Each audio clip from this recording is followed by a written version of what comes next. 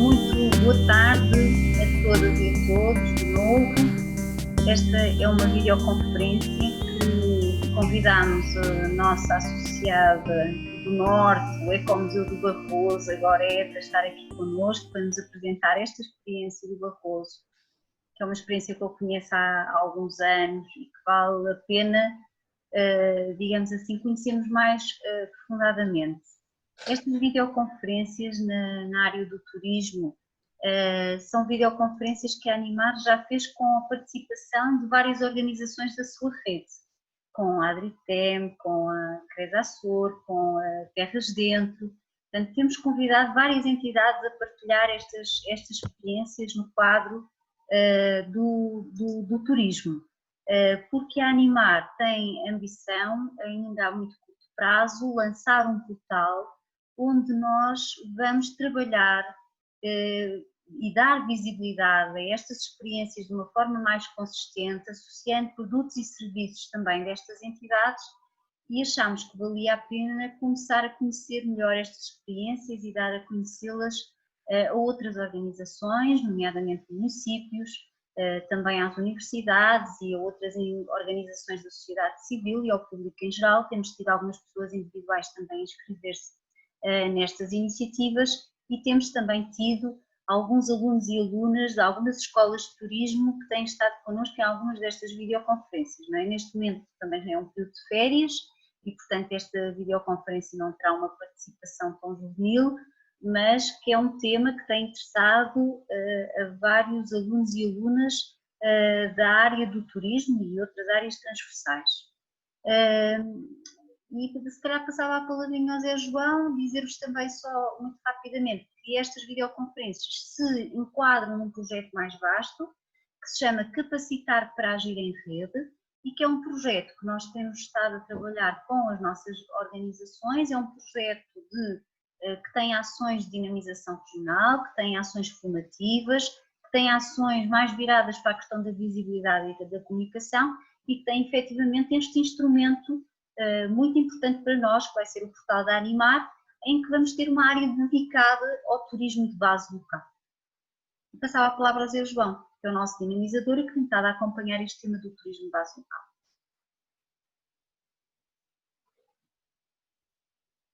Zé João, tens que ligar só o microfone. Não sei se ele está a ouvir. Pode estar com problemas de som. Gorete, então, sem mais prejuízo de te ouvirmos, já estão a ouvir? Agora já, sim. Pronto, então desculpem que estou com problemas, estou no telemóvel porque o meu computador não está a apanhar bem o Zoom. É o seguinte, então, muito obrigado, Célia, também boa tarde a todos e a todas, bem-vindos a esta sessão. Como a Célia disse, esta sessão integra-se numa estratégia da Animar, que é uma estratégia que designamos turismo de base local, que, como agora te referiu, portanto, é importante que as pessoas vão a Montalegre, desfrutem também da paisagem, façam os seus piqueniques, mas também deixem dinheiro em Porto Alegre, não é? Nem que seja comprar o pão, disse há bocado a Goreta. Portanto, no fundo, este turismo de base local, a ideia é apoiarmos as associadas da Animar a desenvolver experiências de turismo no sentido de os rendimentos do turismo sejam o mais repartidos pela população, pelas nanoempresas, pelos agricultores, etc. Portanto, nós chamamos também este conjunto de ações formação contínua em turismo, porque a ideia é aprendermos uns com os outros, com as experiências associadas da Animar, o que se tem feito e podermos fertilizar, podemos enriquecer as nossas experiências e outras associadas, como está a acontecer, iniciarem-se também nestes processos de dinamização da economia local, das economias locais, através do turismo. Então, passa-se a palavra a Gorete, não é? Então, olá a todos. Eu gostava de estar a receber, não por videoconferência, mas em Montalegre. As novas realidades obrigam a que as coisas sejam feitas de outra forma. O meu nome é Gorete, como já perceberam. A minha formação não tem absolutamente nada a ver com a cultura. A cultura foi uma paixão que ganhei há 10 anos quando passei a integrar este projeto, fui convidada para integrar o projeto. Eu sou de engenharia física, portanto não tem absolutamente nada a ver, mas hoje, se me perguntassem, não gostaria de fazer absolutamente mais nada profissionalmente, não estar integrada aqui no projeto. Eu sou administradora delegada da associação que tem gestão jurídica do Ecomuseu de Barroso. O projeto do Ecomuseu é bastante conhecido, principalmente no Norte. Se falarmos no Ecomuseu ou na Sexta 13, que é um evento que nós organizamos, ou se falarmos no território de Montalegre, que tem uma grande promoção turística, é muito fácil de se reconhecer. Eu lembro-me que, provavelmente há 20 anos atrás, quando eu estudava ainda no ISEP no Porto, se eu dissesse que era de Montalegre, apesar de ser no Norte, ninguém sabia onde era. Hoje tudo é diferente e a realidade é diferente. Este projeto é um projeto de desenvolvimento local, é um projeto que pretende englobar e ter sempre ao nosso lado as pessoas de Montalegre e é pensado não só para quem vem de fora, mas principalmente para as pessoas que vivem aqui connosco. Eu vou começar por vos mostrar, por partilhar um PowerPoint para vos mostrar um bocadinho o que é o projeto, para depois conseguirmos falar mais abertamente daquilo que se está aqui a apresentar hoje e o que é o Ecomuseu de Barroso. Então, o que nós temos como base dentro deste projeto é que a identidade local seja a base da estratégia do desenvolvimento. E começamos por dizer que a Faculdade da Memória, vamos ver se isto está a funcionar, só um bocadinho, peço desculpa. Ok. Estão a ouvir, certo? Estamos a ouvir, Gorete. Está tudo ok. Bem. Então, o que é isto do Ecomuseu de Barroso? A Faculdade da Memória é a mais valiosa herança com que Deus dotou o ser humano. Será possível imaginarmos a viver sem ela? Como seria viver sem lembranças? O que aconteceria? Que referências teria cada um de nós? Toda a nossa força intrínseca, toda a nossa vida consciente deixariam de existir. Perderíamos parte da dimensão humana, ou seja, milhões de anos de experiência feita. Aqui se alicerça o conceito de património, na sua dimensão agregadora e de responsabilidade de preservação e valorização. Como se diz em Barroso, o que recebemos de herança temos obrigação de deixar igual ou melhor.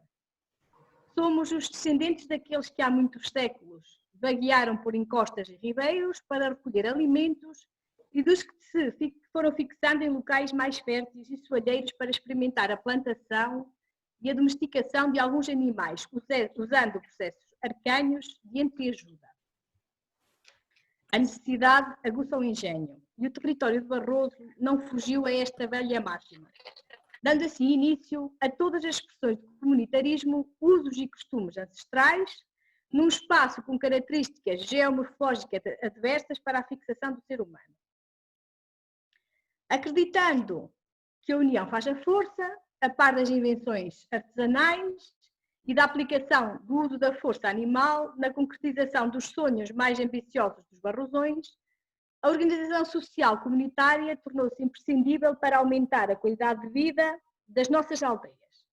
Enquanto uns apanham as castanhas e bolotas, outros debulham os cereais e semeiam de novo as terras. É preciso quem reúna as cabras, as ovelhas, as vacas, os porcos, para entregar à guarda de 1 ou 2 pastores que, tomando a vezeira a seu cargo, libertam todos os outros para os trabalhos necessários. As cegadas e malhadas do centeio, o arranque da batata, o corte e recolha do feno, a matança do porco, o carreto da lenha, entre outras lides agrícolas, são trabalhos feitos por todos e para todos, apenas trocando trabalho com trabalho. O comunitarismo tornou-se assim mais do que um ideal de vida, à semelhança da primeira comunidade cristã, onde todos tinham tudo em comum, numa regra de sobrevivência, logo que algo não fosse cumprido, implicaria a exclusão social. Até os momentos lúdicos, como eram as chegas de bois, estavam presos a esta obrigação social. Todos tinham a obrigação de alimentar o boi do povo, porque ele garantia a procriação na aldeia e defendia a honra do povo nas lutas e chegas de bois com o boi das aldeias vizinhas. As chegas e as batidas ao lobo eram os momentos de relação com a população das aldeias contíguas, embora nem sempre com o melhor desfecho. À feira e aos funerais apenas ia o homem da casa, o pai. Os jovens tinham de aproveitar o baile da festa dos padroeiros das aldeias para arranjar os namoricos, em segredo, pois ao se saber ou pagava o vinho e a folha do bacalhau na tasca da aldeia ou seria atirado para a corte do boi, onde não esperava a grande recepção. É neste cenário, que tem tanto de estranho como de belo, que as lendas, as mesinhas das mulheres de virtude, os contos à lareira ou no forno da aldeia vão criando um imaginário fantástico, perpetuando saberes e fortalecendo um património imaterial com a riqueza espantosa que chegou até nós e volta a ser reconhecido como fundamental numa estratégia de valorização da cultura local que se assume como diferenciadora numa estratégia de atração turística de qualidade. A consciência da necessidade de salvaguardar um vasto património nas suas múltiplas vertentes, natural, cultural e imaterial, levou o município de Montalegre a delinear um projeto, no ano de 2002, que assumisse a responsabilidade de definir a estratégia de desenvolvimento local, partindo das pessoas e em que o retorno se traduzisse em novas profissões, maior fixação da população jovem, maior valorização dos produtos locais, melhoria da imagem da gastronomia local, aumento do alojamento rural, criação de eventos de raiz cultural, reconstrução do património construído, valorização das atividades tradicionais, transformando-as em turísticas e recolha da memória coletiva, para que sirva de base para o programa museológico a apresentar em cada polo. Neste sentido, foi criado o Ecomuseu de Barroso, que se caracteriza como um espaço geográfico bem definido, que são os limites do concelho, onde vive uma população, uma entidade bem vincada, tendo em atenção os valores do presente e do passado para preparar o futuro.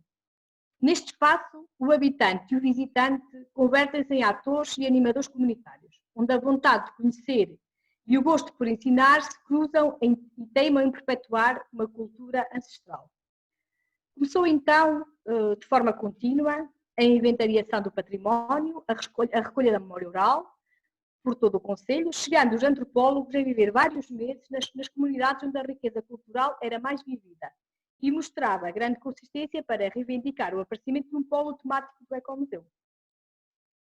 O Ecomuseu de Barroso pretende afirmar-se como espaço de valorização e divulgação dos recursos e do património de Barroso, de representação identitária, de formação, de participação e de cidadania, de concertação e de cooperação, de inovação e de mobilização das pessoas para novas atividades.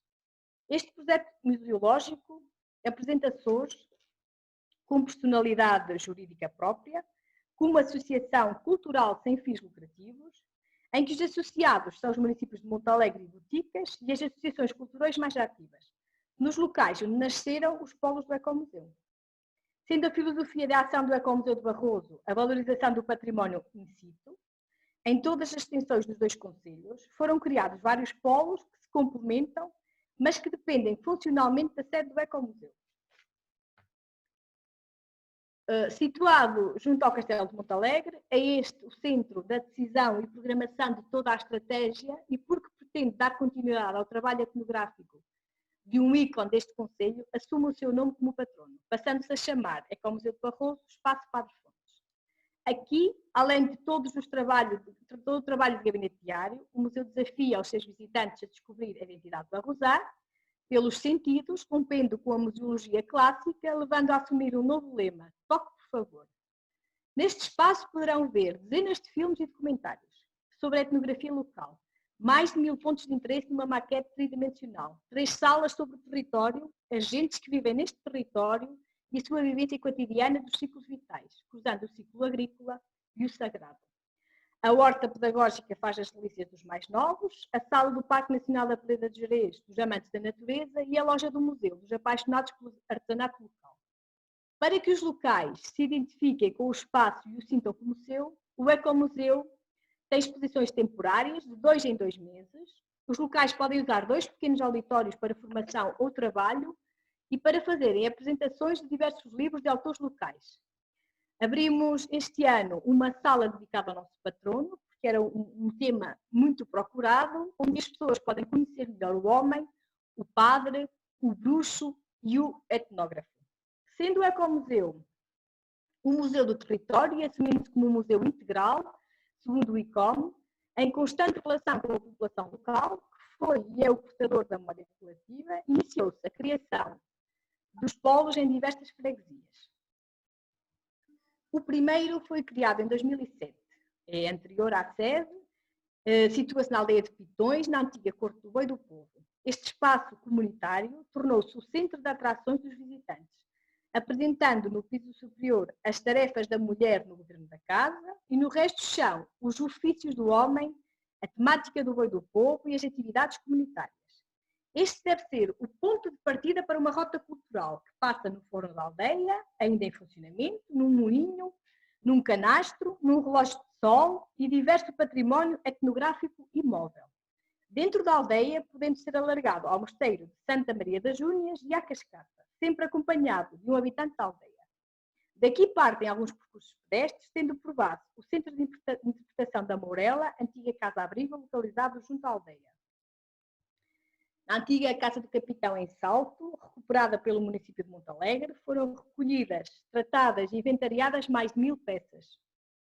Estas, doadas pelos habitantes da freguesia, deram origem ao polo etnográfico do Ecomuseu, permitindo uma visita ao que seria uma casa típica barrosã. Os temas tratados são muito variados, desde a raça barrosã, que é autóctone, às alfaias agrícolas manuais e de tração, animal, ao ciclo do pão, da sementeira à mesa, à cozinha do Barroso, ao ciclo da lã e do vinho, às minas de wolframio da Borralha e a Dom Nuno, que foi senhor das terras de Barroso. Este espaço disponibiliza uma ludoteca, uma biblioteca, uma loja de produtos locais e daqui parte um percurso pedestre de 21 km. Aberto desde 2008, tem sido alvo de diversas reportagens de televisão, porque consegue reativar tradições muito distantes de que apenas os mais velhos têm memória, como as bicas de manteiga marcadas com o selo de madeira, com o símbolo das famílias.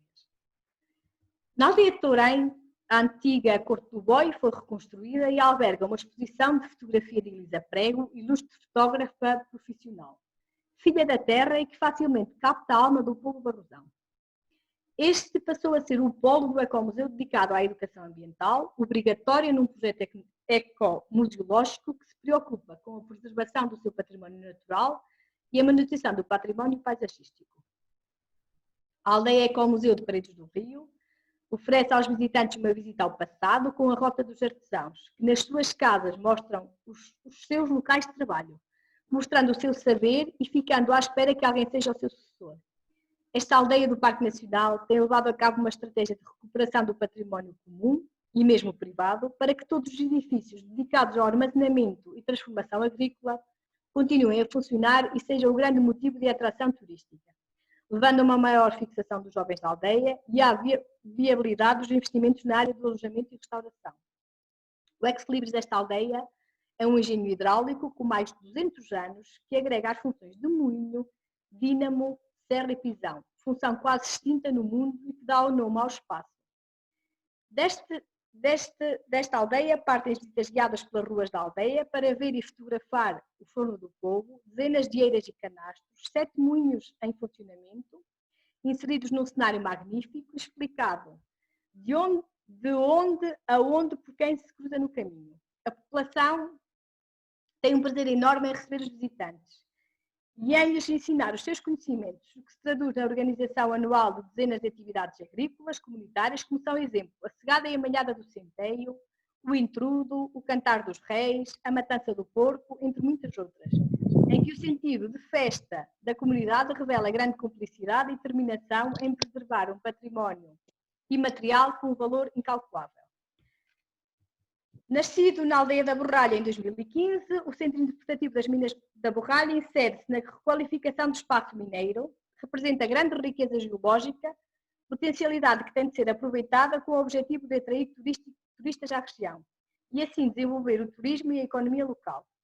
A história da exploração destas minas, bem como a riqueza natural e paisagística do meio envolvente, constituem potencialidades de atração turística.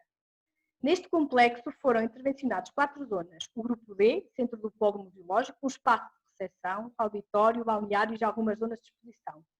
A fundição, edifício para futuras exposições, a casa dos compressores com 4 compressores de grandes dimensões e o edifício de escritório-pensão. Piso onde se encontra um grande espólio documental relacionado com todas as atividades mineiras. Em Boticas, instalado em uma antiga unidade agrária que integrava uma casa do tipo senhorial de arquitetura simples, encontra-se o Museu Rural. Aqui ilustram-se as interações do ser humano com o território, que constitui o concelho, e as vivências espirituais que foram marcando e orientando os seus habitantes. Neste espaço estão patentes as temáticas do território, da importância vital da água e das vivências do corpo e do espírito. A terra e a água como elementos de subsistência existem também numa antiga adega e uma loja de venda de produtos locais. Denominado Zeria Serra, este centro interpretativo localizado em Fafião visa promover o território inserido no Parque Nacional da Pedra de Gerês. É objetivo deste projeto a dinamização do tecido económico com a criação de um equilíbrio entre as atividades pastoris e turística. Com a criação de rotas temáticas é possível os visitantes terem contacto com as cabanas dos pastores, as lagoas, os corrais, os lagares e os moinhos. Estes elementos são sinais de presença humana nesta reserva da biosfera, à área de alto valor ecológico. A Casa-Museu Quinta do Cruzeiro, localizada em Covas de Barroso, Boticas, é parte integrante da Casa dos Silvas, antiga quinta senhorial, que funciona de forma orgânica, produzindo e transformando os produtos necessários à vida da casa. Aqui podem ver-se alguns aspectos da vida social da Casa dos Silvas e da aldeia de Covas de Barroso. Os visitantes podem percorrer os espaços de trabalho da Quinta do Cruzeiro e conhecer as estruturas que a tornaram autossustentável, tais como a eira, o celeiro, os canastros, o moinho, o forno, os lagares de vinho e azeite e o alambique. Nenhum desenvolvimento poderá ser sustentável num concelho com mais de 800 km² se a população local não reconhecer a riqueza do local onde vive e se não começar a obter dividendos da valorização desses sítios, a que alguns chamam património, enquanto outros apenas aí veem patrimónios. Esta nova visão teve implicação no modo de vida da população e na sua forma de encarar o futuro. A criatividade e a capacidade de inovação do Ecomuseu de Barroso são comprovados no apoio à realização de 2 grandes eventos, onde o empreendedorismo da população é o segredo do sucesso. A Feira do Fumeiro e Produtos de Barroso, que acontece no último fim de semana de janeiro, envolve mais de 100 produtores e atrai cerca de 50 mil visitantes durante 4 dias de festa. Quando a NEP decide fazer uma visita, as vias de acesso ficam sobrelotadas e sair de Montalegre torna-se uma missão demorada, mas que pouco custa depois de saborear os divinos paladares da transformação do porco de raça víscera.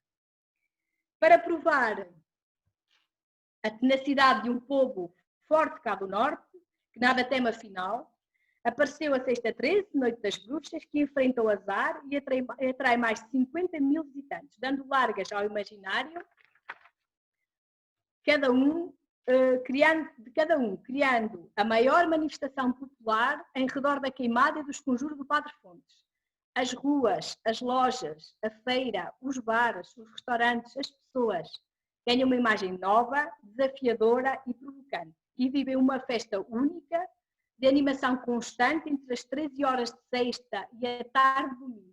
A música, o teatro, as pequenas instalações de terror, as decorações polvilham um ambiente mágico que facilmente envolve e contagia os foliões. Lentamente começam a invadir a vila, em busca de uma experiência sempre diferente e nova, em que se desconjuram todos os males e ficam livres de todo embruxamento. Vim experimentar.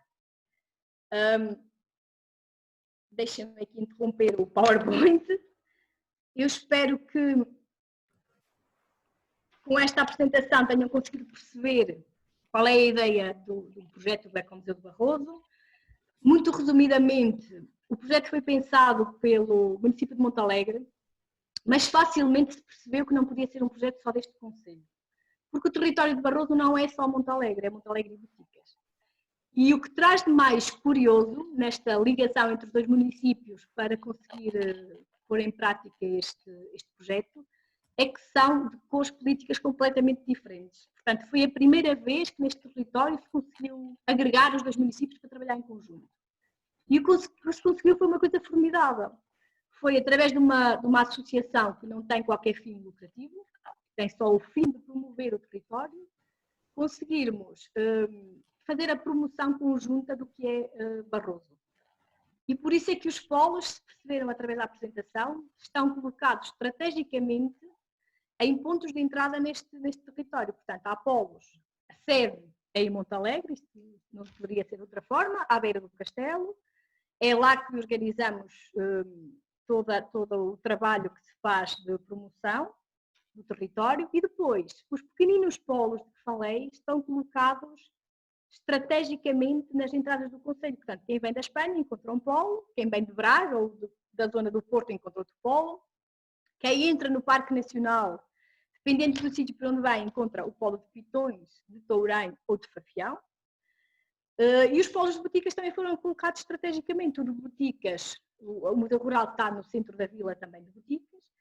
E depois tem também o polo de Covas de Barroso, que foi uma transformação espetacular de uma casa senhorial que era, e temos as estruturas todas a funcionar, para quem nos visita, era autossustentável. Foi sempre autossustentável. Portanto, tudo o que era preciso para a casa era produzido dentro das instalações da casa.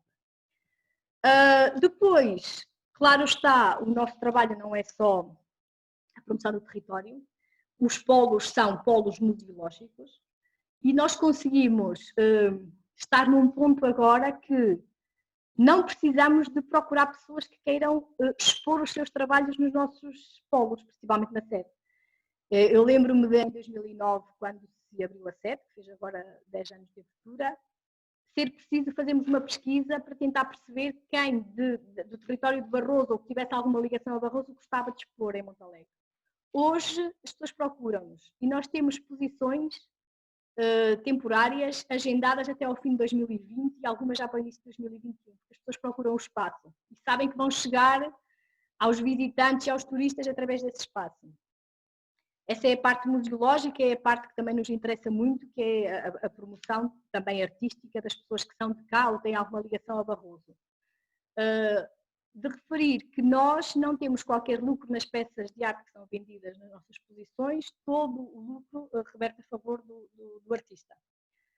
Depois temos também, e acho que também é muito importante em termos de apoio ao desenvolvimento local, a nossa loja é uma loja de empreendedorismo social, portanto não tem qualquer lucro. O que fazemos é escoar os produtos aos artesãos. Temos 35 produtores locais ou artesãos que vendem na nossa loja. E consegue-se ter, no ano passado, por exemplo, conseguimos entregar aos nossos artesãos quase 20 mil euros de vendas numa loja que normalmente, agora não, com o Covid temos tido muitos visitantes, mas que normalmente recebia pessoas só ao fim de semana. Portanto, em termos de desenvolvimento local e de apoio à economia, é importantíssima para os artesãos locais. E acho que também é importante aqui referir que esta promoção do território, que é feita pelos municípios, mas também muito feita pelo Ecomuseu, fez com que fosse atribuída ao território de Barroso a designação de Património Agrícola Mundial. Com certeza já ouviram falar disso.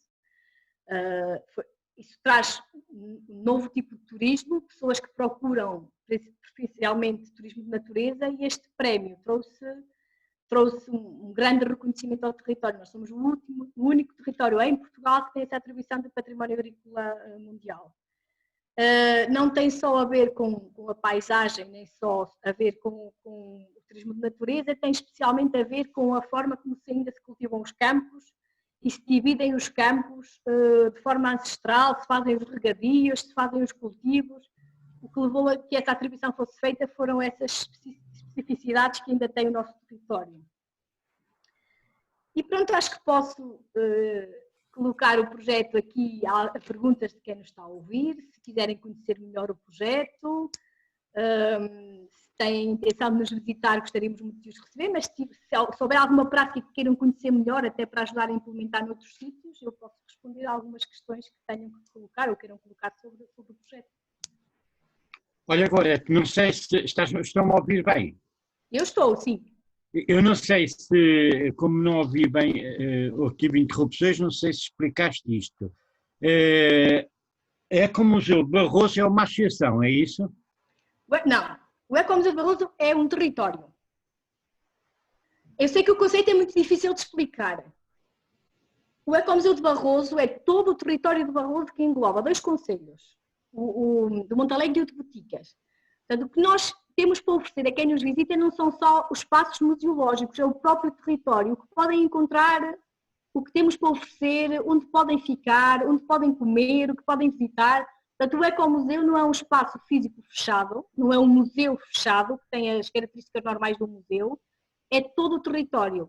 A definição do Ecomuseu de Barroso é o território de Barroso. Todo ele é um ecomuseu. O que se pode lá ver, as pessoas que o habitam, as pessoas que o cultivam, as pessoas que o vivenciam, os artesãos locais, tudo isso é sinónimo do Ecomuseu de Barroso. Depois, o que se criou, em termos de gestão e para ter jurisdição própria e não estarmos sempre dependentes do que seria as decisões dos municípios, foi uma associação que faz a gestão de todo o projeto. Cria aqui um bocadinho de confusão, porque tem exatamente o mesmo nome, que se chama Ecomuseu Associação de Barroso. São 2 conceitos distintos. Então, e essa associação é constituída por quem? Por entidades individuais, coletivas? Não. Sim, tem 2 ou 3 entidades coletivas que são também associações e que têm também como função o desenvolvimento local e o desenvolvimento cultural do território, portanto são associações daqui do território, mas são, a associação tem como associados pessoas de interesse e que pensem e trabalhem voluntariamente para se fazer o desenvolvimento local. São pessoas individuais, sim. Os municípios de Montalegre e Boticas aparecem aqui como principais financiadores do projeto. Ou seja, há um protocolo com cada um dos municípios que nos alimenta financeiramente, mas depois nós prestamos um serviço de promoção e desenvolvimento local aos próprios municípios. Há muita coisa que os municípios pretendem fazer que muito mais, em termos de divulgação, de eventos, que é muito mais fácil fazer para a associação e, portanto, alimentam financeiramente a associação e a associação presta, vamos chamar-lhe assim, um serviço de desenvolvimento e promoção turística aos 2 concelhos. Há aqui algumas questões no chat, Célia. Sim, agora tens aqui, além de vários parabéns pela tua exposição e pela forma como apresentaste as imagens do teu PowerPoint, tens algumas questões, nomeadamente uma pergunta do Carlos Ferreira que diz quais são e como se atende aos desafios de gerir e tornar atrativa uma estrutura museológica polinucleada. Há algumas coisas que nós fomos aprendendo com o tempo. A administração do que é a associação e do que são os polos, e estamos a falar de 9 polos, é difícil. Por isso é que eu, antes de começarmos esta videoconferência, estava a referir que perde-se, se calhar o termo perder não é o mais correto, mas perde-se muito tempo com papéis e com administração. E esta administração, apesar de haver um conselho de administração da associação, é toda feita por mim. Pois, claro, há decisões que têm que passar por eles, como é lógico, mas a gestão diária tem que ser feita por mim. E dali da sede parte a administração de todos os polos. É uma gestão difícil, bastante difícil. Todos os polos têm funcionários da associação, todos os polos funcionam de segunda ao domingo, portanto nós trabalhamos sempre ao fim de semana, e todos os polos em conjunto recebem visitantes. E nós temos estatística, o ano passado recebemos mais de 25 mil pessoas nos polos. É muita gente. Só na sede recebemos à volta de 13 mil pessoas. As visitas aos polos são gratuitas, por isso é que o financiamento dos municípios é essencial para que esta estrutura possa funcionar. As visitas, sendo visitas gratuitas, seria a única receita que poderíamos tirar aqui da gestão dos polos e se os municípios não financiassem e não nos ajudassem a podermos pagar as pessoas que estão à frente dos polos, era inconcebível conseguir ter visitas gratuitas. As visitas são gratuitas, as exposições temporárias têm que ter sempre a ver com o Barroso, ou porque a pessoa é de cá, ou porque é uma exposição de fotografias, as fotografias são de cá, ou porque os temas das pinturas são de cá. E o que fazemos também muito é as exposições temporárias, depois de estarem pensadas e terem partido, normalmente partem da sede, passam pelos outros polos. Porque há pessoas que visitam Boticas, mas não vêm a Montalegre.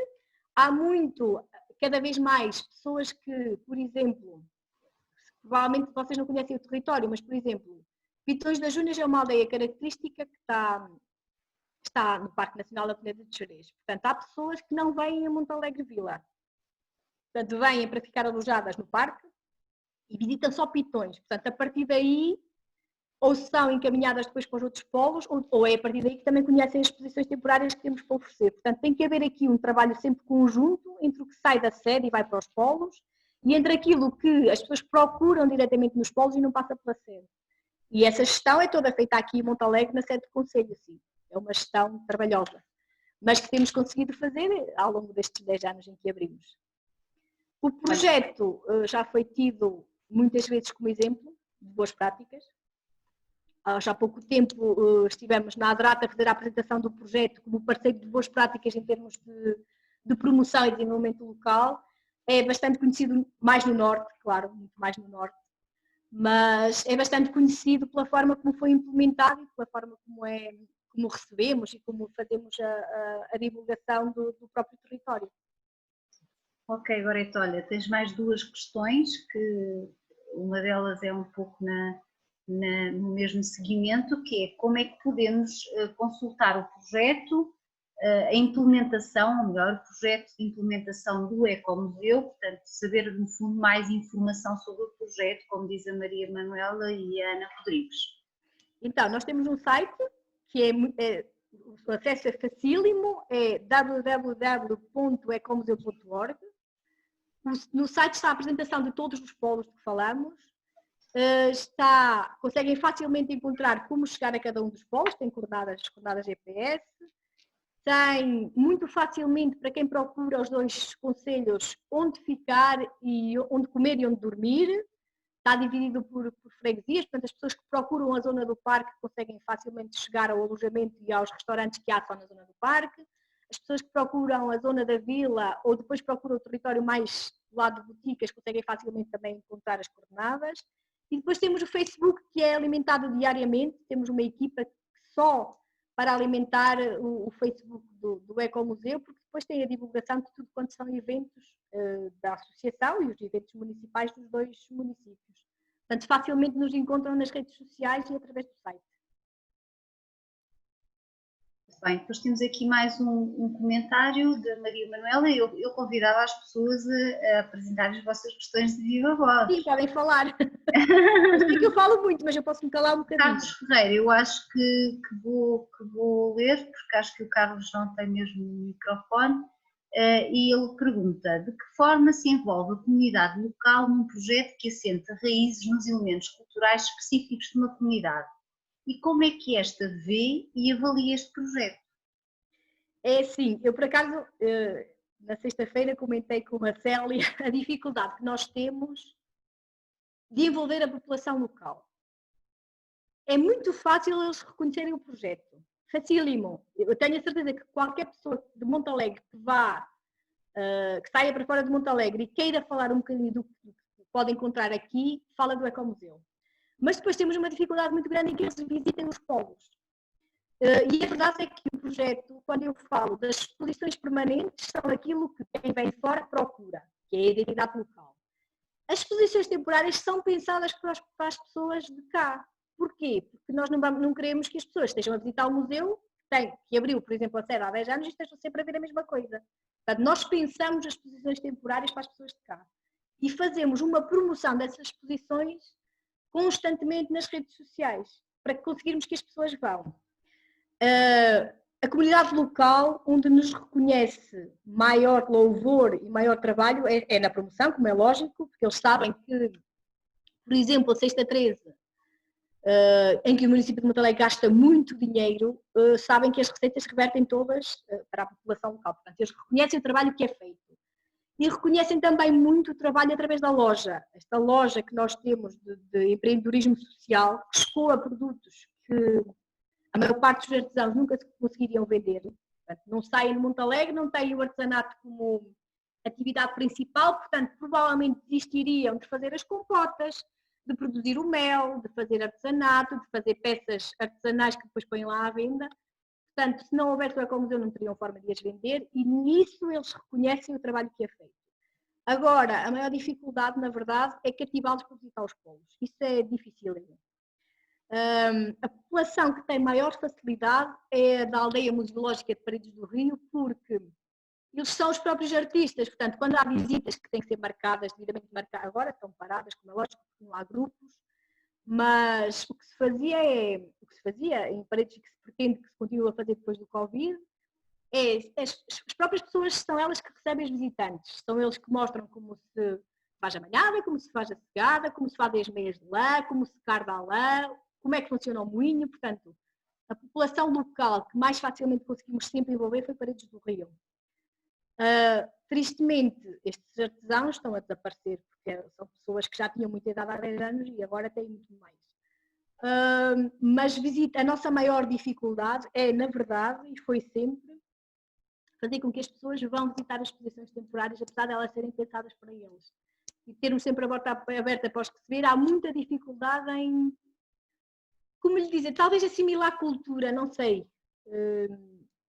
Valorizar o que é feito cá, em vez de saírem para ir ao teatro ou ao cinema, que também faz falta, mas ter uma exposição cá, portas abertas, gratuitamente, ainda não conseguimos chegar até eles. Claro que temos população local que nos visita, mas maioritariamente é difícil. E temos pessoas de Monte Alegre que vivem ao lado do museu e nunca entraram lá. É uma coisa que nós não sabemos ainda como contornar.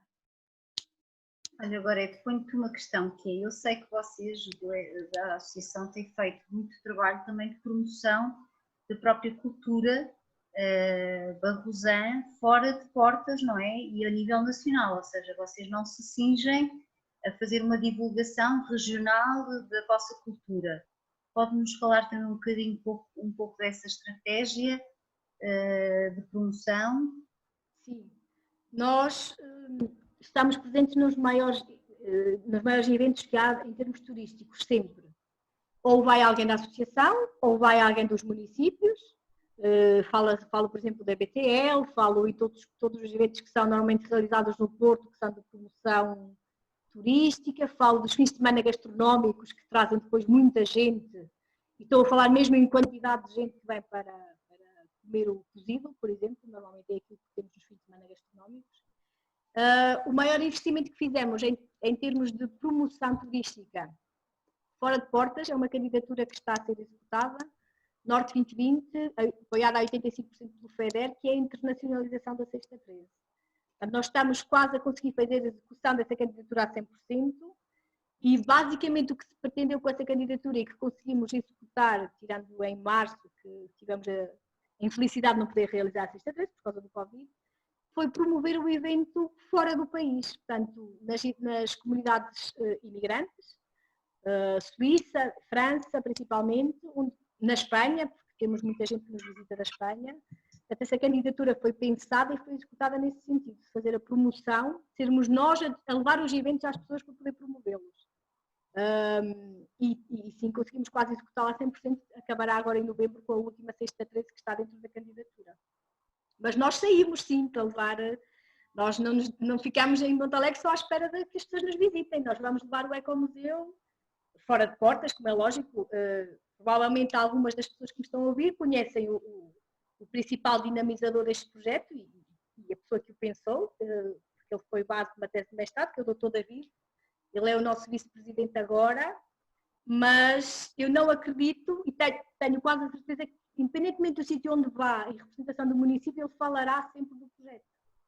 Porque é através do projeto que depois se consegue trazer gente para nos visitar. E, portanto, quem gosta do projeto, quem esteve nele desde o início, fala dele com orgulho. Portanto, onde estiver Monte Alegre, com certeza fala-se do projeto do Ecomuseu de Barroso.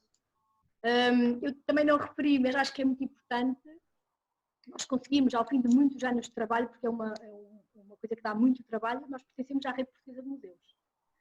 Portanto, o ano passado conseguimos concluir todo esse processo e foi engrandecedor ver a Ministra da Cultura o ano passado a dizer, apesar de nós acharmos que eles não saem de Lisboa e que se cingem só aos grandes centros, a dizer que conhecia o projeto e que conhecia Monte Alegre e que gostaria de regressar só pela forma como o projeto lhes foi apresentado e como o território lhes foi apresentado através do projeto. Portanto, isto é outra mais-valia que temos. Nós pertencemos já à Rede Portuguesa de Museus, com a sede do Ecomuseu de Barroso. é um trabalho, claro, que tem que ser feito fora de portas. Nos obriga a sair de Montalegre. Ok, agora temos mais uma pergunta da Ana Rodrigues, que não pode colocá-la de viva voz, portanto, sem microfone. E a pergunta é: os apoios são exclusivos dos municípios? Não há possibilidade das associações se candidatarem a apoios da Comunidade Europeia? Não, tal como disse, nós fazemos muitas candidaturas a fundos europeus, sim. Talvez possas dizer mais ou menos quais são os principais apoios a que têm recorrido ao nível de projetos? Este último agora é Norte 2020 e foi provavelmente o maior que fizemos. Fizemos algumas candidaturas de intercâmbio com o Animar, a Célia lembra-se de certeza, que trouxe gente da Sardanha a Montalegre, levou gente de Montalegre a Sardanha, e falamos aqui também de divulgação cultural, mas normalmente é FEDER, as candidaturas que concorremos, mesmo em termos de construção dos edifícios, os edifícios são todos municipais, mas tiveram que ser todos restaurados e a musealização custou muito dinheiro e na altura também tivemos, a candidatura era FEDER, foi através do IFAP. Portanto, nós sim concorremos a financiamentos, já participamos em várias edições dos prémios da EDP, nós estamos sempre à procura de outros financiamentos que não municipais, mas sem o apoio dos municípios seria muito difícil manter o projeto, isso não tenho qualquer dúvida. E também não há, e disso também não tenho dúvida, não há interesse de nenhum dos dois municípios em deixar de ser o verdadeiro financiador do projeto. Até porque eles depois têm o projeto como seu. E isso é muito importante até para eles em termos de divulgação cultural e divulgação do território, eles têm orgulho em ser os financiadores também do projeto. Portanto, sem eles seria impossível manter as estruturas, a não ser que, mesmo assim eu não acredito que fosse possível, se começasse a cobrar entradas em todos os polos, estamos a falar de 25 mil visitantes, mas mesmo assim seria muito difícil sem os municípios e até com os apoios comunitários conseguir levar o projeto avante e ter a dinamização e a visão que se tem agora. Ok, eu passava a palavra ao António Grives, a Adri tem, quer colocar-te duas questões. António, se faz favor. Boa tarde a todos. Agora, conheço in loco o Ecomuseu, conheço in loco Montalegre. A primeira pergunta que eu gostaria que me informasse é o interesse que o município de Montalegre e de Boticas, neste caso, ou até de Chaves, tem na melhoria que eu julgo urgente da ligação da A24 a Montalegre. Porque eu julgo que é um óbice negativo das pessoas que têm conhecimento para se deslocar a Montalegre. E principalmente nos eventos em que há multidões, é uma dificuldade muito grande vir por Boticas ou vir por Chaves. Não é? Esse troço, como troço pequeno, não estão a pensar em fazer forcing. Nós gostávamos muito. A verdade é que, e sim, o município de Chaves também tem interesse. A forma mais fácil, agora melhoraram os acessos de Chaves a Soutelinho, depois Soutelinho é ali a fronteira com Montalegre. Portanto, Montalegre melhorou em muito os acessos até Soutelinho, não sei se veio cá há pouco tempo, mas provavelmente há 2 anos, talvez, melhorou-se o acesso entre Montalegre e Soutelinho e agora Chaves acabou há um mês e pouco, o acesso de Chaves até Soutelinho. Mas, na verdade, continua a haver grande dificuldade a chegar a Montalegre. O que nós pretendíamos, e o que eu acho que é a estratégia do município, é melhorar a Nacional 103. E isso seria muito mais fácil, porque a A24, através da A7, chega ali a Cabeceiras de Basto e depois melhorar ali aquele bocadinho da A3, da Nacional 103. Mas é uma guerra antiga, é uma guerra já do antigo Executivo Municipal e não será uma guerra que terminará tão cedo. É muito difícil chegar a Montalegre, é verdade, e mais, é muito difícil os de Montalegre chegarem a qualquer sítio, é verdade isso. O melhor acesso que temos, na verdade, é por Espanha. Nós estamos facilmente ligados à A52, ali em Gissebolímia, e é o melhor acesso que temos, na verdade, é ao resto da Europa, mais até do que aqui dentro do continente. Mas sim, é uma luta constante que une menos Boticas, porque Boticas está um bocadinho mais afastado, mas Montalegre e Chaves, os dois municípios, têm essa luta constante. A segunda questão agora, muito obrigado pela explicação. A segunda questão será relacionada em Patronelos. é a mesma coisa que Salto, não é? Padronelos? O polo. Nós não temos polo em Padronelos. Temos Então, um polo em Salto. a casa do capitão... É em Salto. Mas também em Padronelos está a casa do capitão. Eu digo São coisas distintas. A minha dúvida, a pergunta resulta dessa minha dúvida, não é? Nós tivemos aí, na comemoração do primeiro centenário da vida literária de Freire de Castro, e estivemos em Padronelos a visitar a casa do capitão. A casa do capitão de Padronelos. Onde Freire de Castro passou 2 anos para escrever A Terra Fria, não é? Sim, sim, sim. E fui surpreendido agora de ver outra casa do capitão em Salto, não é? Mas temos mais. O É território. uma terra de capitães. É uma terra de capitães. O território. Eu já percebi que conhece Montalegre, o território é imenso. Tem 800 km quadrados. Existem várias casas. A de Salto é uma casa muito maior que a de Padronelos, é uma casa senhorial.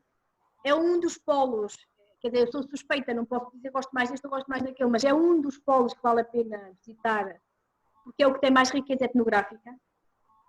Tem uma coisa espantosa, que é o movimento da população local, portanto, foi a própria população que doou mais de 1000 peças ao museu, que foram depois restauradas, não estão todas expostas, vão sendo alteradas, mas nós temos várias casas do capitão. Temos a de Padronelos, que é do Ricardo Moura, que com certeza conheceu e que o recebeu. Pois, agora, desculpe, quer dizer, fiquei admirado quando vi uma fotografia na internet da casa do capitão. Isto é um milagre que há 2 anos ou 3 anos estudava aqui, não é? Que a casa do capitão Padronelos, encostado ao Ricardo, não é? Sim. Ao alojamento local do Ricardo, é um forno coletivo, é uma coisa mínima, e com uma simples lápide, aqui viveu o Freire de Castro. Sim. Pronto, já. Há outra de casa também, noutra aldeia que provavelmente não conhece, que é Viado. Não. Lá está, o território é muito grande. Essa não está restaurada e continua a ser particular.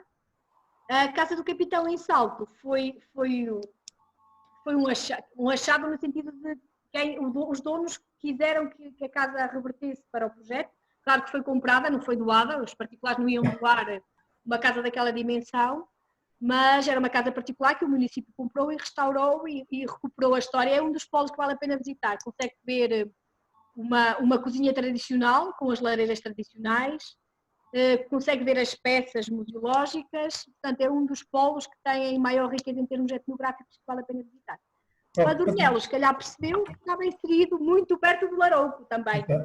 E vou falar mesmo nisso, para acabar, não é? É paralelo a esta videoconferência, mas é outro ícone de Montalegre, e falando no Larouco, acho também que embora não inserido neste projeto, o famoso Rallycross de Montalegre, não é? Porque, o Rallycross tem um público específico e diferente. Com certeza, estou a dizer que é paralelo. Então, outra grande coisa de Montalegre. Nós temos a única prova do Mundial de Rallycross. Talvez no estrangeiro seja o evento mais conhecido de Montalegre. Sim. É o único ponto do país que recebe uma prova do Rallycross. Este ano seria em abril, não foi realizado, mas vai ser realizado em outubro, de portas fechadas, sem público, porque faz parte da prova desportiva e tem que ser realizado, mas é o evento, na verdade, que traz mais população estrangeira, sim. Tem uma particularidade, quem vem para o Rallycross não vem conhecer a vila e é pertíssimo. É uma coisa que já percebemos. Portanto, em termos de alojamento local, não traz grande recursos financeiros. O que traz é gente que depois volta e quer conhecer o território. Mas nesse fim de semana as pessoas, para não perderem os locais, são aficionados, é normal, para não perderem os locais dentro da pista, normalmente trazem tendas de campismo e dormem muito perto da pista, portanto não vêm conhecer o território. Mas, em termos promocionais, é uma prova que depois traz muita gente que vem noutras alturas para conhecer Montalegre. E tivemos o ano passado cerca de 70 mil pessoas a ver a prova. Foi muita gente. O ano passado não se realizou. Em 2018, que foi a última vez que se realizou, o ano passado foram para os Emirates, abandonaram-nos, mas voltaram porque eles gostam da pista, e este ano vai ser a portas fechadas, mas traz muita gente que depois regressa. Ok, muito obrigado. Obrigada eu, muito obrigada. Obrigada, Gorete. Mais questões que queiram colocar à Gorete, ao chat, ou mesmo colocando de viva voz? Os postos querem falar. Não sei se posso. Sim, faz favor. Desculpe. Muito bem. Há pouco agora disse que normalmente a população está, de certa forma,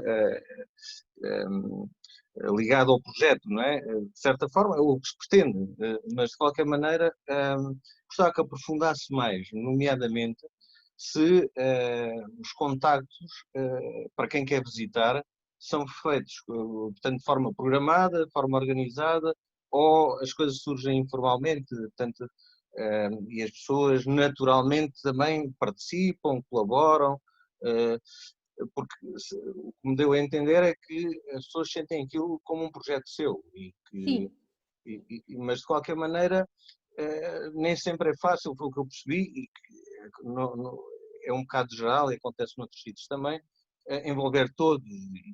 E então a pessoa dirigir-se aí, eu, por exemplo, como visitante pontual, não é? E aí em determinada altura, e queria visitar. Chegava,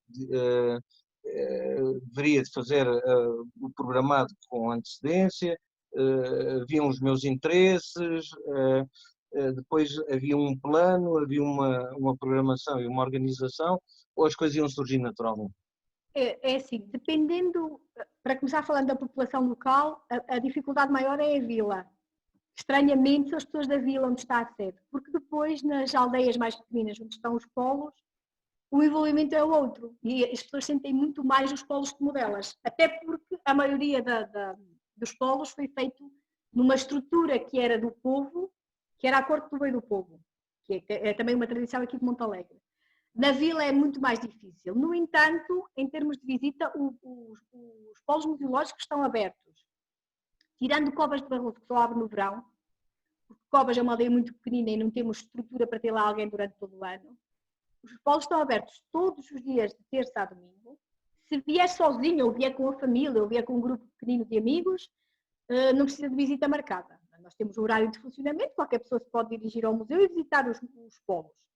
Se forem grupos grandes, e agora nesta altura não estamos a receber esses grupos por causa da pandemia, mas normalmente recebemos grupos de entre 50 a 100 pessoas, essas visitas já têm que ser pensadas e estruturadas de outra forma. E nessas visitas já são marcadas. Há uma marcação sempre prévia, até porque não podemos juntar mais que um grupo. Se o grupo for muito grande tem que ser dividido, não se consegue fazer, é quase impossível fazer-se uma visita de um grupo de 100 pessoas dentro da sede do museu, porque as pessoas distraem-se, porque não estão a ouvir o que estamos a dizer, porque conversam. Agora, quando são visitas individuais e grupos pequeninos, são espontâneas. Veio a Montalegre. A estrutura foi pensada para quê? Primeiro está à beira do castelo, que é o sítio mais fácil, onde as pessoas se dirigem, quem nos visita é o primeiro sítio. É o castelo, que se vê de todos os sítios, portanto as pessoas procuram o castelo. Depois foi pensado estruturalmente e estrategicamente, a loja de turismo está dentro das nossas instalações. Quem procura informação também se vai dirigir e se calhar às vezes tropeça até no próprio museu, ou às vezes vai ao museu e percebe que em termos turísticos é lá que encontrar informação. Mas normalmente as pessoas procuram o museu à procura depois de que os ajudem a perceber o que é que vão visitar, onde se podem dirigir. Pois, um bocadinho isso. Eu estava a querer ir mais além do museu e desses espaços institucionais. Estava à espera era de tentar verificar a profundidade da envolvência da população. Nomeadamente, eu, por exemplo, ao deslocar uma aldeia, ia para um sítio, queria saber como é que é ali a vivência, o trabalho no campo, etc. Isso acontece naturalmente, as pessoas participam, estão disponíveis? Sim, isso acontece naturalmente. Nas aldeias. Aqui na vila é muito mais difícil. Há uma diferença, apesar de sermos um meio rural, há uma diferença muito grande das pessoas da vila para as pessoas da aldeia. Imagine, por exemplo, Pitões, que é uma das aldeias que temos mais turísticas. Qualquer pessoa que encontre na rua lhe vai dizer e lhe vai mostrar onde é o forno. Se o forno está a funcionar, se está a sair pão, se o museu está aberto, mas se o museu não está aberto e a senhora do museu foi almoçar, o local vai consigo encontrar a senhora. Imagine, há artesãos na aldeia de Pitões. Qualquer pessoa que encontre na rua lhe diz, olha, o ateliê da Aldina é ali, se quiser comprar uma peça ou visitar o ateliê. Portanto, há uma envolvência muito maior entre a população local e os visitantes do que há na vila. A grande dificuldade que temos em termos locais é a vila, apesar de ser também um meio rural. Nas aldeias é muito fácil. Por exemplo, Fafião, que é dentro do parque, e já muito perto da zona de Braga, já é ali na saída do parque. Fafião, a comunidade toda se envolve no projeto. Tem, por exemplo, uma atividade local que é interessantíssima e está agora nas 7 maravilhas da cultura popular, que é a Avezeira. Ainda se faz em Fafião, ou seja, o gado ainda vai para a serra todos os anos e o pastor todos os anos sobe a serra para ir ver o gado. Se for visitar Fafião e perguntar a que horas vai o pastor e perguntar se pode ir com ele, pode ir com ele. As pessoas gostam de levar os visitantes. São experiências que não vai encontrar em mais. Era aí que eu queria chegar. Aí faz a diferença. Realmente, se conseguirem ir a esse ponto, não é? A essa profundidade, realmente é um projeto interessantíssimo e é a cereja no topo do bolo e conseguem qualquer coisa diferenciador e único e muito bom. É muito interessante isso. A ideia nas aldeias é fácil, as pessoas receberam os projetos e entenderam-os como deles. A vila, claro, é mais difícil, mas Fafião, para mim, é o maior exemplo, depois também, mas Fafião é o maior exemplo. Primeiro porque conseguiu envolver a população local jovem. Os pastores são velhinhos, os pastores que levam a Avezeira ao monte são pessoas... A primeira vez que fui, foi das experiências mais engrandecedoras que tive no Ecomuseu até como funcionária, foi acompanhar a Avezeira ao cimo da serra, e estamos a falar ao cimo, acima daquilo ao céu só, não há mais nada. É uma experiência espetacular. Fui com o senhor de 90 anos. E eu não consegui acompanhá-lo, portanto, aquilo é sempre a subir até ao piquinho da serra. E outras pessoas comigo, na altura ia uma rapariga, uma quase senhora, que estava a fazer a tese de doutoramento aqui no Ecomuseu, e ela ficou fascinada. Eles convidam as pessoas, não, mas quem vem comigo? Fala-me um bocadinho sobre a Avezeira, o que é, como fazem, quantos animais têm. Eu disse, não, mas porquê que não vai comigo?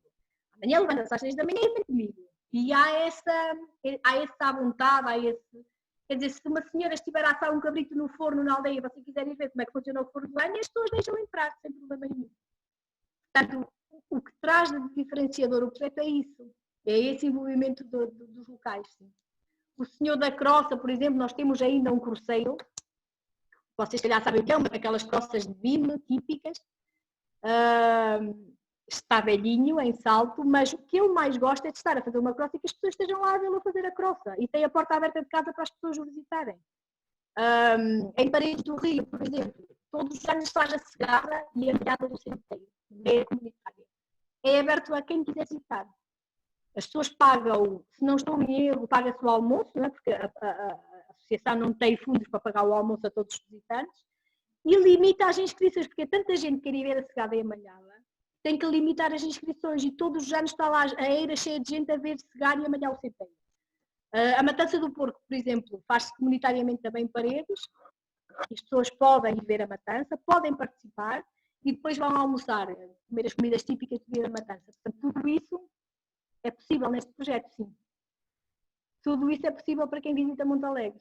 E quem procura este tipo de turismo é isso que procura, não procura... É isso que procura, não é? Sem dúvida. Este fim de semana tivemos outra experiência que correu muito bem. Tivemos um grupo de pessoas de Pitões que acompanhou visitantes aos Cornos de Fonte Fria, que é assim que se chama, que é o piquinho do Jerez. E as pessoas estavam fascinadas, ligaram-me de manhã porque conseguiram ver a cabra montês, por exemplo, que estava em cima das rochas. São experiências únicas, eles não vão encontrar isso em mais lado nenhum. E se lhe perguntar quanto é que custou a experiência, não custou nada, levaram a merenda, os pastores levaram a merenda e eles comeram com os pastores. Onde mais vai encontrar este tipo de experiência? Não vai encontrar em mais lado nenhum. Portanto, isso também é um bocadinho o nosso trabalho, é trazer as pessoas depois voltam, ficam nos alojamentos locais, comem nos restaurantes, vão comprar o fumeiro e isso depois traz desenvolvimento local. É isso que ganhamos, na verdade. É as pessoas sentirem o projeto como modelos também. É importante. Sim, parece que estão a conseguir, parabéns. Sim, é engraçado também. Nós tivemos muita dificuldade na loja de turismo que está dentro das instalações da sede. No início houve uma grande dificuldade para as pessoas, por exemplo, que tinham alojamento rural para oferecer, deixarem lá os flyers, deixarem os cartões, achavam que a promoção das casas deles não passava por ali. Depois perceberam que não, que quem vem dirige-se ao Ecomuseu e é lá que vai perguntar onde pode. Há muita gente que vem sem ter pensado onde vai ficar. ou que vem para Barroso, mas não sabe se vai ficar em Montalegre, se vai ficar em Boticas ou se vai para Chaves. E, portanto, agora perceberam que é muito benéfico fazer a promoção deles através do Ecomuseu. E isso também é o nosso papel. É isso, tem de haver Pagam resultados. zero para serem promovidos. Mas tem de haver resultados depois também, a nível económico, Claro, nomeadamente claro, sim, no sim. tecido económico local. E quando começa a surgir isso e essa fusão de situações, o projeto tem todas as condições para resultar. Claro. Obrigado. Sim, sim. E também se verifica isso nas exposições, como eu já disse, nós tínhamos que procurar. Eu lembro-me na altura, no início do projeto, eu e o Dr. David tínhamos uma dificuldade muito grande em ter pessoas que quisessem expor. Não é uma exposição qualquer, tem que haver uma ligação ao território, tem que dizer alguma coisa às pessoas de cá. E nós tínhamos uma procura intensiva de gente que quisesse, nós às vezes brincávamos e dizíamos, nós vamos ter que pagar para alguém pôr aqui as coisas. Hoje não. Hoje temos que, infelizmente, dizer às pessoas, olha, já não consigo este ano, gostávamos muito de receber, mas tem que ficar para o próximo ano. E isso também se vê nos resultados que o projeto tem e depois nas obras até que eles conseguem vender quando têm exposições cá. Também se verifica muito nesse nível das exposições. Obrigada, Gorete, e obrigada ao Rui também por estas questões que nos permitiram aprofundar um bocadinho mais o conhecimento do Ecomuseu. Não sei se a Maria Manuela ou mais alguém gostaria de colocar questões à Gorete.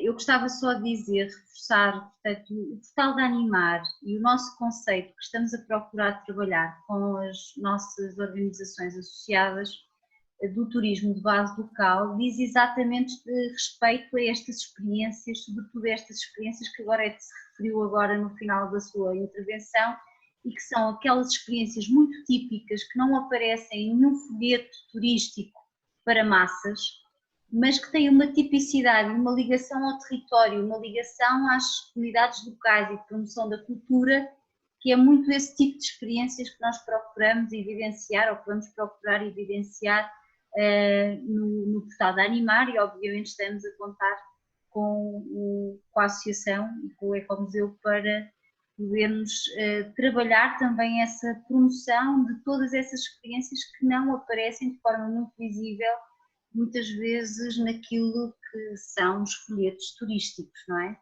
Sim. E que podem fazer toda a diferença, sobretudo se forem colocadas junto de públicos estratégicos em termos de divulgação, pessoas que cada vez mais estão mais interessadas na cultura local e na tipicidade, digamos assim, dos territórios, ao nível da etnografia, da cultura, etc., da vivência, de poderem fazer experiências no território que são diferentes e que permitem conhecer melhor as comunidades. Portanto, estamos a contar fortemente com vocês, estão sinalizados como uma experiência muito forte da Rede Animar a esse nível para poder inspirar, digamos assim, outras organizações.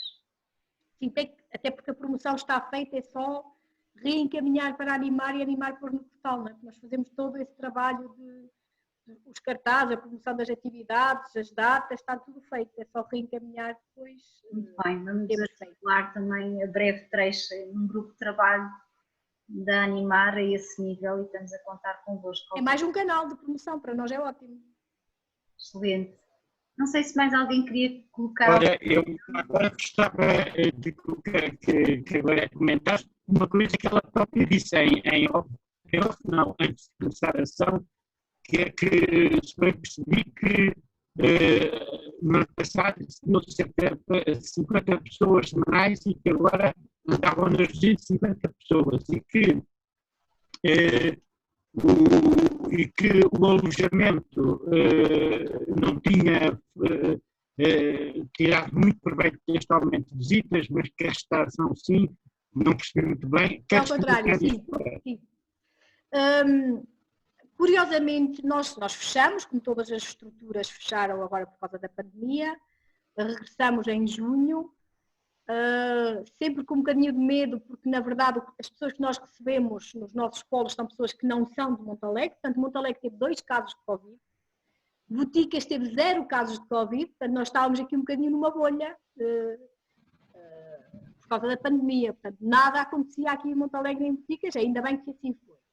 E nós estávamos um bocadinho apreensivos até com a abertura dos polos, porque iríamos receber pessoas que vinham de fora. muito provavelmente seriam portadoras do vírus e trariam outra probabilidade do vírus aparecer aqui no nosso território. Mas achamos que sempre que viria pouca gente, as pessoas estavam com medo, não iriam sair. A verdade é que se verificou o contrário. Nós fazemos estatística para perceber quem nos visita, de onde vêm, as idades, e passamos de uma média. Nós temos sempre muita gente ao fim de semana, e isso foi sempre assim desde que se abriu portas. Mas durante a semana foi sempre muito parado. O que temos visto agora é que passamos de uma média de 50 pessoas por semana para, nesta semana que passou, tivemos 275 pessoas. É muita gente em Monte Alegre. O que se nota é que as pessoas ficam a dormir, vêm para passar férias e ficam a dormir nos alojamentos rurais, ou seja, aqui o tipo de alojamento que temos é alojamento rural. São as casinhas pequeninas onde as famílias ficam isoladas, e, portanto, aquela casa durante o tempo de férias é para elas, mas não vão muito ao restaurante. Portanto, vão movimentar aqui financeiramente o concelho porque ficam no alojamento local. Os restaurantes, curiosamente, estão muito parados. As pessoas ou fazem compras no supermercado e depois confeccionam as refeições em casa, porque a maior parte do alojamento tem cozinha, ou então trazem alimentos já, se vêm 2 ou 3 dias preparados, ou não conseguimos ainda perceber muito bem como é que as coisas acontecem. Os restaurantes não têm muita gente. O alojamento local está cheio, está lotado. E está lotado até ao fim de agosto. Portanto, as pessoas vêm para estes sítios passar férias, fogem da cidade e vêm para estes sítios passar férias. Há um grande número de pessoas em Monte Alegre que fugiu da cidade para passar as férias, que não vai para o Algarve, nem para as praias e procura este tipo de turismo. E vem para aqui para Monte Alegre e para a zona de Boticas passar as férias este ano de verão. Isso já conseguimos verificar que era assim, porque os alojamentos já estão lotados. Agora, tínhamos aqui mais uma questão da Maria Manuela, que diz: experiências únicas singulares, parabéns pela partilha extraordinária, orador, engenheiro Gorete, que tem muita força anímica, e tem Gorete com força da natureza, e perguntava exatamente como é que está o cenário nesta conjuntura atual. Penso que já respondeste um pouco Temos muita gente. a esta questão. Temos muita gente, estamos um bocadinho também assustados, porque somos uma zona de muita imigração.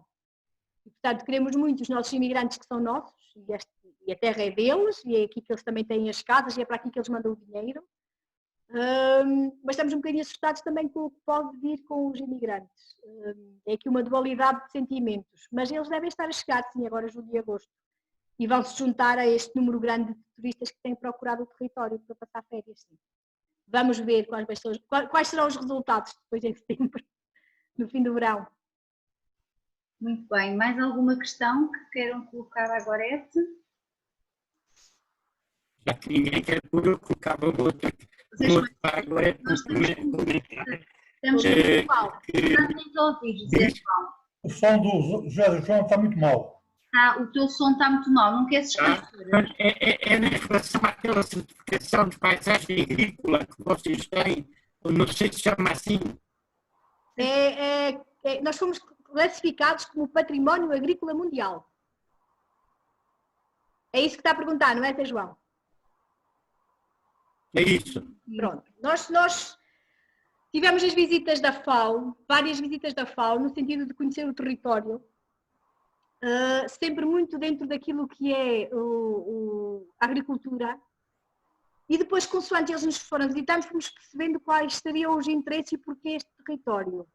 E tem a ver com as formas ainda ancestrais do cultivo. Portanto, quem ganhou a classificação foi o território todo.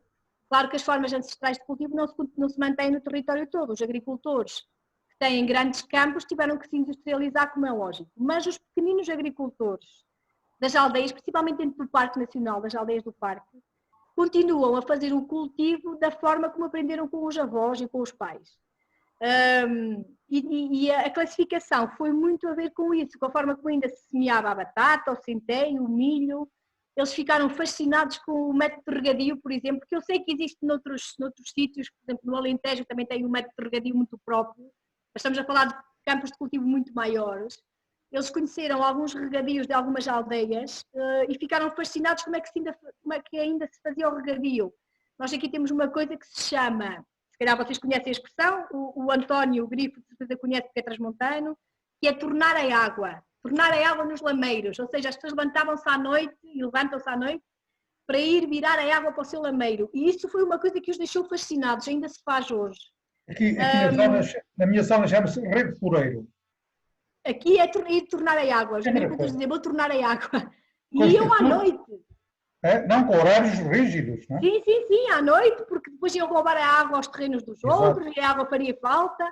Houve assassinatos por causa disso. Sim, com os paus e com os tachos e as tacholas. Eles ficaram fascinados com esse método de regadio, ficaram fascinados com a divisão dos terrenos que ainda se faz, portanto nós temos terrenos muito pequeninos, a que chamamos leiras, onde é difícil até meter os tratores, onde ainda se usam os animais para fazer a abertura dos regos e para se fazer a sementeira da batata, por exemplo. Portanto, tudo isso os fascinou e levou-os a fazer. Nós ficamos contentíssimos com a atribuição do prémio e foi atribuído a este território de Montalegre e Boticas o prémio de Património Agrícola Mundial. Isso tem trazido também outro tipo de turista que procura o território exatamente por causa disso. Pois a promoção foi feita pela FAO a nível mundial, promoveu o território mundialmente e trouxe outro tipo de turismo. A única coisa que nós temos que fazer, na verdade, para manter essa designação é manter as culturas, é manter a forma como se cultivam os terrenos, a forma como se faz ainda a cultura nos sítios pequeninos, a forma em como o arado manual ainda é utilizado e, portanto, é manter aquilo que até hoje tivemos sempre. Não exige absolutamente mais nada, é só manter esse tipo de cultura. Olha, e já se verificou valorização dos produtos agrícolas através dessa... Sim. Nós temos a vitela barrosá, que eu não sei se conhecem, criada nos lameiros de Barroso, portanto a denominação da vitela ser criada nesse tipo de lameiro e o lameiro levar a designação de Barroso deu aqui fez aqui uma alavanca muito grande para aquilo que são os produtos depois que vêm daqui. A vitela, por exemplo, é uma denominação de origem protegida, já era bastante reconhecida no país, mas agora chega fora do país. Nós não temos produção de vitela para a procura que o produto tem. E isso verificou-se agora ainda mais com a atribuição desta designação. E quem fala da vitela fala do fumeiro, fala do mel, por exemplo. O mel de Barroso teve novamente este ano a atribuição de medalha de ouro do melhor mel do país. E isso tem só a ver com o sítio onde se colocam as colmeias, por exemplo. Portanto, o nome Barroso tem agora outro ênfase até em termos promocionais dos produtos locais, sim. Nós voltamos, já tínhamos antes, penso que foi durante 4 anos consecutivos, e este ano voltamos a ter a medalha de ouro do melhor mel de Portugal. E que é mel de Barroso, lá está. As colmeias colocadas no território, que faz toda a promoção e faz a diferença. Obrigada, agora por mais essa partilha, mais uma valorização do património do Barroso, não é? Sim. Também a componente agrícola faz parte da paisagem e faz parte da valorização, que é um pouco também transversal, digamos assim, ao trabalho do Ecomuseu. Portanto, muitos parabéns por mais esse prémio que conseguiram alcançar. E perguntava se há mais questões para a Gorete. E em termos de emprego, Gorete, já agora perguntava, o Ecomuseu, normalmente estas estruturas associativas, em paralelo com as câmaras municipais e também alguns serviços sociais, muitas vezes liderados por IPSS ou Misericórdias, são as entidades empregadoras de uma mão de obra mais qualificada. E perguntar-te também qual é o papel da associação a esse nível, da fixação de jovens com alguma qualificação aos territórios, porque imagino que neste vosso trabalho vocês também depois tenham um papel forte a esse nível. Não, a equipa da associação não é muito grande, nós somos 9 funcionários, 6 desses funcionários estão na sede, onde se faz a maior parte do trabalho, os outros 3 estão distribuídos por polos, mas sim, é tudo gente qualificada, assim. Temos antropólogos, temos muita gente da área de cultura, temos animação sociocultural e depois temos as pessoas que andam perdidas como eu, que vêm de outros cursos e se apaixonam pela cultura e fazem todo o trabalho administrativo. Mas sim, nós somos pouquinhos, é verdade. Se falarmos em 9 pessoas, é uma microempresa. Mas uma microempresa em Montalegre que dá sustento a 9 pessoas, que serão 9 famílias, é muito bom. E, portanto, depois da Câmara Municipal, que é o maior empregador, e da Santa Casa da Misericórdia, que é o segundo maior empregador, é a microempresa que mais pessoas tem, é o Ecomuseu. Depois, claro, não há só o trabalho que é direto, nós somos os funcionários diretos, mas depois há muita gente que trabalha à volta de tudo o que é Ecomuseu de Barroso e que tira proveito do projeto, como é lógico, não é? Os restaurantes e o alojamento, o facto de serem promovidos por nós. Nós fizemos há pouco tempo um trabalho de certificação, por exemplo, dos restaurantes do Conselho em termos do uso de produtos locais. Essa certificação teve um custo para a associação, claro que foi uma candidatura também FEDER, 65 mil euros. E isso promoveu os restaurantes, os produtos que eles vendem. Portanto, indiretamente, depois dá-se emprego a muita gente. É o senhor do restaurante que teve que contratar, para além dos 2 filhos e da esposa que lá trabalha, mais 2 funcionários. É o senhor do talho que vendeu mais cabritos e mais vitela porque promoveu-se o restaurante e vieram mais pessoas comer. Portanto, em termos de trabalho indireto, depois cria-se aqui muita coisa à volta daquilo que é o projeto. O trabalho direto, somos 9 funcionários a trabalhar. Mas é 10 dias por semana. É o trabalho indireto, não é? Também temos que contar com o trabalho indireto que depois estas 9 pessoas conseguem gerar, não é? Sim. Isso é relevante. Mesmo assim, mesmo que não tivesses muito trabalho indireto, 9 pessoas num sítio como Montalegre é muito, são 9 famílias. Exato. É muito bom, sim. Muito bom. Então, ainda por cima, trabalho qualificado. Olha, tens mais uma promessa de visita ao território da Carolina Barrocas, que diz Estamos à espera. Vai fazer uma visita. Olha, eu tinha mais uma questão já para terminar, se ninguém mais quiser falar uma questão. Há uns anos, quando fui aí, assisti a fui com a senhora também, assistimos a um workshop de lã, que até estava uma rapariga designer que andava entre Itália e Montalegre. Duas coisas, como é que está a questão da lã e dos trabalhos que tem lá? Segundo, tens visto que a instalação de jovens, tanto a nível da produção do artesanato como agrícola, agricultura biológica, outra modalidade económica? A questão da lã passou a ser todos os anos tratada pelo Polo de Pitões. Eles fazem todos os anos um evento que recebem, agora já recebem tecelãos que não são portugueses. Portanto, há gente que vem da Itália e da Espanha para participar no evento. É um evento que se faz no inverno, usam-se os estiares que estão no polo, e, portanto, tem gente que vem propositadamente para estar essa semana em Pitões a fazer, claro que são peças muito mais contemporâneas, já foge um bocadinho àquilo que é o tradicional, mas que vem propositadamente para estar nesse workshop da lã que é feito todos os anos pelo Polo de Pitões. Nós, em termos de jovens empreendedores, a verdade é que nós o que podemos fazer é promovê-los e promover o trabalho deles. Aqui, em termos de empreendedorismo jovem, o que se vê mais é a agricultura. Cada vez mais, e principalmente com o fumeiro. Nós temos 120 produtores de fumeiro na Feira do Fumeiro. Há uma parte deles que já foram os pais que deixaram de produzir e ficou para os filhos. Portanto, o que nós podemos fazer e fazemos por eles sempre que é necessário, sempre que eles nos procuram, é promovê-los. Promover o produto, muitas vezes somos nós que o fazemos chegar ao consumidor final, porque eles não têm, ou porque têm muito mais dificuldade em procurar as transportadoras, ou porque têm muito mais dificuldade em chegar às pessoas, fazer essa promoção. É um trabalho nosso e que fazemos com muito agrado, sem custos. Portanto, quando eles procuram o museu, não tem qualquer custo adicionado, é esse o nosso trabalho. Mas o que se vê mais em termos de empreendedorismo jovem é na agricultura e principalmente sim na Feira do Fumeiro, em fazer produtos fumados, sim. Depois há alguns produtores de produtos biológicos que têm mais a ver com os frutos vermelhos, com a instalação daquelas estufas que agora se vêem muito de frutos vermelhos, mas aqui os terrenos são muito pequeninos.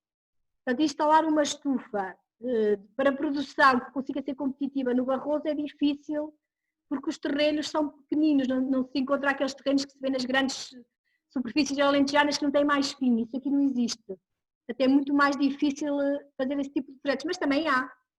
Há muito de frutos vermelhos e há de cogumelos, também já aparece um ou outro produtor de cogumelos, que consegue escoar o produto todo sem recorrer às grandes superfícies. Portanto, já aparece também isso. Mas a maior parte é fumeiro, sim. Os jovens empreendedores, a maior parte aqui em Monte Alegre é fumeiro.